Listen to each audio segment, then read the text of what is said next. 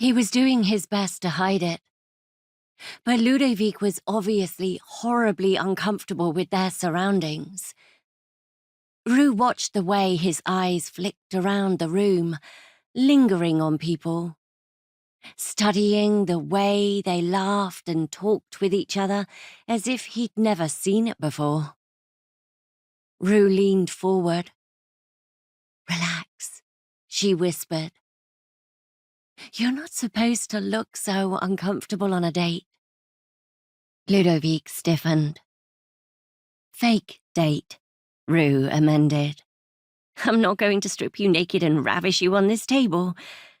But you could at least pretend you're enjoying being with me. It'll make us blend in better." When Ludovic spoke, it was so soft, Roux almost didn't hear it. "I am enjoying being with you." Roux took another long sip of her drink, trying to hide her surprise. "Don't answer if you don't want to. But have you ever done this before?" Ludovic looked around again, his eyes still wary. "Not in the modern sense." Roux waited for him to elaborate, but he didn't.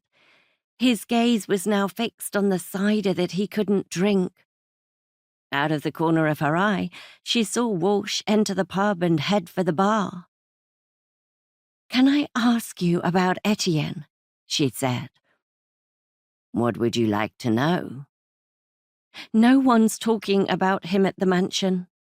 It's almost like people don't even want to say his name." "Does that surprise you?" "Yes, actually. When someone does what he did, people tend to talk about it." Ludovic rubbed his thumb over the whirls of wood on the tabletop. "Etienne betrayed us in the worst possible way. Talking about him is almost like giving him more power." "But you can't forget what happened," Roux objected. "We were all betrayed by Etienne. But it's far worse for the people who were his friends. Perhaps they're simply not ready to talk about it yet." "Was he your friend?" "I lived with him for 10 years, Ludovic said. "That's not what I asked." "No," Ludovic said quietly. "I wasn't friends with him." "Why not?" Etienne had fooled everyone in Belle Morte. He'd operated under Yassin's nose, playing on her trust. He'd befriended Renie, pretended to help her, and the whole time he'd been orchestrating her death.